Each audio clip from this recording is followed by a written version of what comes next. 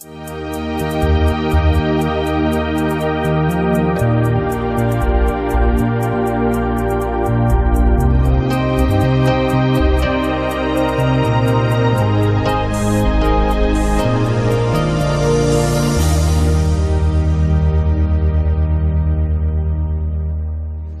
you very much. Good morning, Cabinet Secretary, Councillor Hay, ladies and gentlemen. It's my pleasure to welcome you to this inaugural Zero Waste Scotland annual conference. Hope everybody can hear me enough with the microphone. I'm really pleased to welcome so many guests, businesses, influencers and key partners to Zero Waste Scotland here this morning.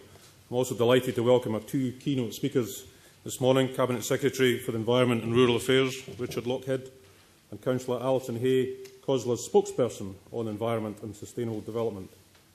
For this first session, we're going to share this platform to discuss how we can all maximise the opportunities of zero waste here in Scotland, and I hope that as part of that there will be some contributions from yourselves in the debate. By way of an introduction, I just want to share a few key things with you this morning, if that's okay. One, where are we with the Zero Waste Scotland programme in terms of a transition to a single delivery programme? Where we are heading, so I'll share some thoughts on our business planning process going forward.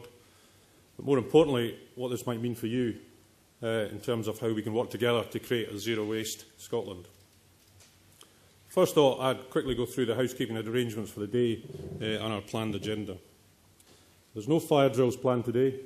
Don't know if anybody else was in the George last night, but I've already been on the pavement in my shirt, freezing cold, with a fire drill. So if you do hear an alarm, please make your way out through the reception area, through the double doors, and the hotel staff will direct us to a muster point outside in Festival Square. Toilets are on their left-hand side as you exit the same double doors by the registration desk. Teas and coffees will be served in the foyer area where you registered, and lunch will be actually served in the other half of this room in the Edinburgh suite, which is through the partition behind you. And finally, as usual, if I could just ask everybody to check mobile phones, etc., make sure they are on silent or even switched off. Give you a moment to do that if you want. Anybody want to check, especially people at the front. So on to the purpose and the detail of today's conference. We've got three objectives for today's event. First of all, we hope it will create a shared understanding about zero waste, where the opportunities are for Scotland and how we can all play a part in achieving them. Second one is we hope there will be an opportunity to share experiences and highlight some of the progress that is already happening along the road to zero waste, both here in Scotland and across the UK. And I hope we can all learn from that and build on it. Finally, we hope to give you a better insight into what Zero Waste Scotland, the programme, is all about, and how we can work with you all to realise the benefits of zero waste. We will do this, first of all, by hearing from our political leaders at national and local level. There will be an opportunity to ask questions to both our keynote speakers after they've both spoken. We've already had a few submitted in advance, but there will also be a chance for people from the floor to ask questions. After the coffee break, an assembled panel will debate the vision for zero waste, what it will look like, how will we know when we are there, and what we need to do to get there. And then in the afternoon session, we'll hear reports back from the front line, from the businesses and the public bodies that are already leading the way in moving towards zero waste. I hope it will be a stimulating agenda, and I look forward to your contributions. In terms of waste and recycling, we've all come a long way in the last 12 months. Zero waste is now our stated policy goal in Scotland. We have a zero waste plan launched in the summer, which clearly sets out the journey to zero waste. And Zero Waste Scotland has been created as a single integrated programme to support delivery of the Government's targets and ambitions. In fact, we believe we are a world first. Scotland is the first nation anywhere in the world to have a government-backed zero waste programme. And it's my privilege as Director to lead Zero Waste Scotland into this new era. Right now, we're in the midst of a transition year, bringing together 7 former government-funded programmes into one unified approach. It's a challenging time, managing the process of transition whilst ensuring that delivery carries on throughout. But it's not just about rearranging the furniture behind the scenes. The setting up of Zero Waste Scotland brings with it an opportunity to refocus activity and redefine the support on offer to the various sectors we already engage with, and help to identify new sectors and new audiences that we need to support. Just as the new Zero Waste Plan for Scotland has redefined the journey and the pace for change, the integrated programme needs to be able to match these expectations. We are currently preparing a business plan for Zero Waste Scotland from 2011 onwards.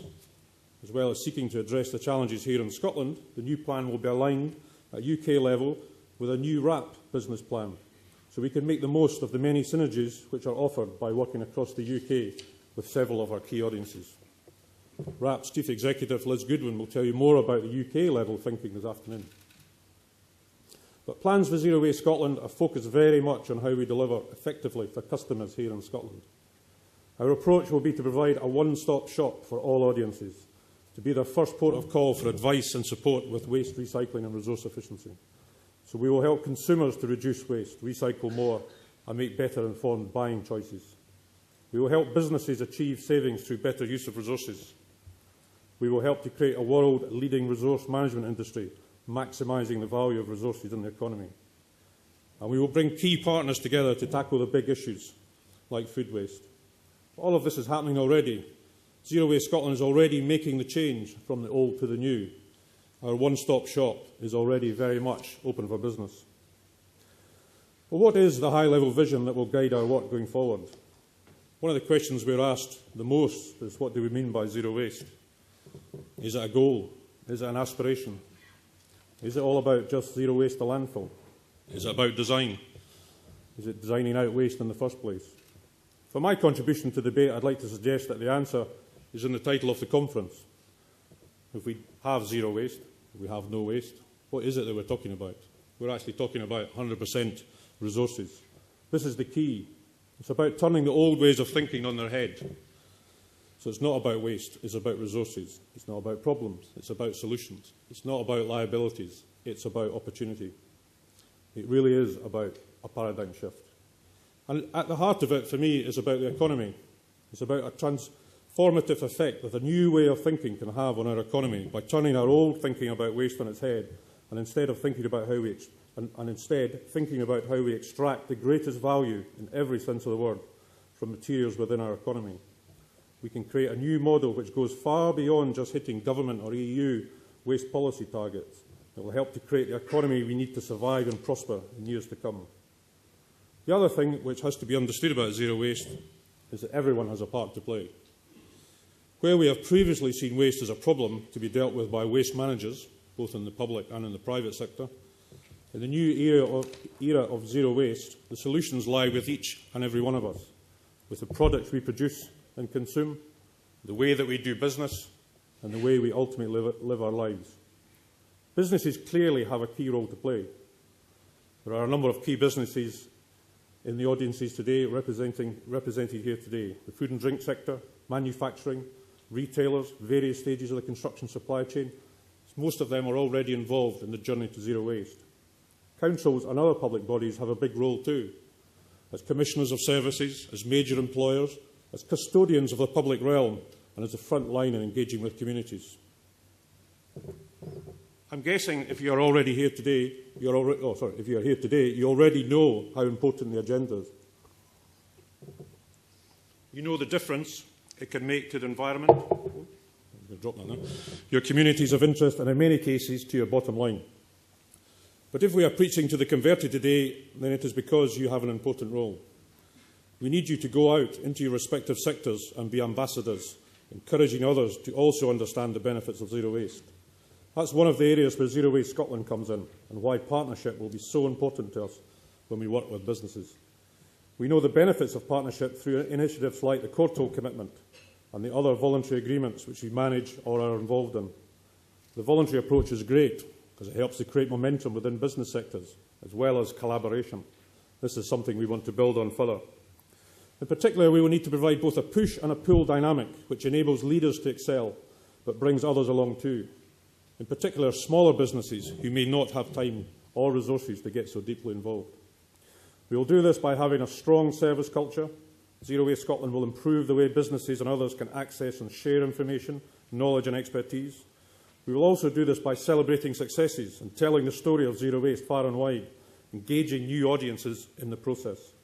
There is a new conversation to be had about zero waste, as it's not about waste at all. It's about resources and opportunity.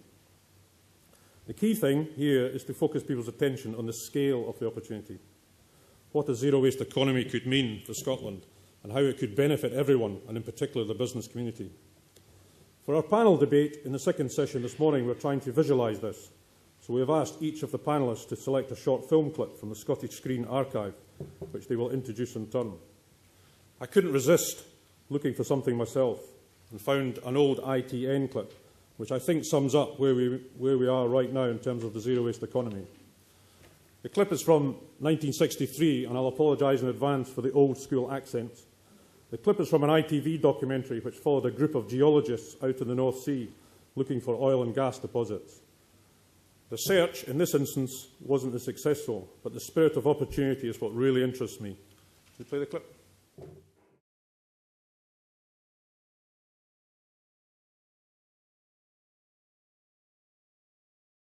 And I'm sure we all know, you'll all remember, how that story panned out for Scotland and our economy and the economic boom that was created as a result. Perhaps oil is not as an unfortunate parallel in today's climate change agenda, but I like the sense of that clip, that we are on the cusp of something big. We might not know everything we need to do just yet. It might still require a leap of faith for investors, but the opportunity is palpable and the terms of engagement are dynamic. My feeling is that we are close to a similar level of transformation in our economy brought about by zero-waste thinking. But how do we make that happen? For me, one thing is clear: we'll only get there by working together and by focusing on the opportunities, not the barriers. Let's raise our sights and aspirations of what is possible, not on what is too difficult to accomplish, and let's do it together. The first step is dialogue, and if you only take one thing away from what I've said today, then please let it be this: we genuinely, as Zero Waste Scotland, want to work with you. We want to communicate, the communication to be a two-way mechanism and for debate to be constructive. So drop us an email, pick up the phone, come and see us. We're also on Twitter and Facebook, so there's really no excuse now. Thank you very much for listening.